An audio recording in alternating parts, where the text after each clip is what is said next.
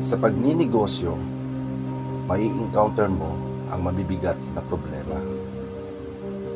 Problema na magdadala sa iyo sa matinding kahihiyan.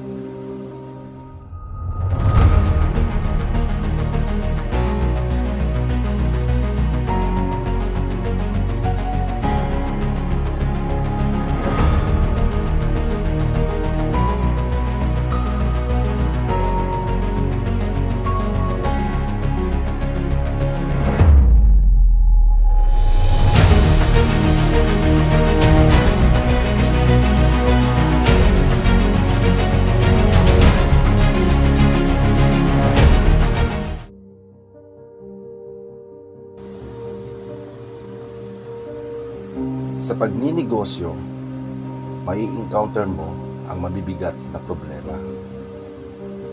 Problema na magdadala sa iyo sa matinding kahihiyan. Mawawalan ka ng dangal sa pagtingin ng ibang tao. Magiging katawa-tawa ka sa kanila. Huwag kang matakot, kaibigan. Tiisin mo yun. Solusyonan mo ang problema. Harapin mo yun. Tumawag ka sa Diyos. Importante yun. At huwag kang maduduwag. Dahil pagkatapos ng lahat ng iyon, magkakaroon ka ng solusyon sa problema na iyon. Titibay na ang dibdib mo. Higit pa sa taglay mo na talino.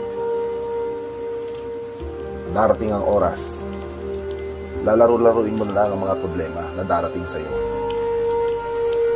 Dahil isa ka ng upgraded na entrepreneur at ganap na CEO.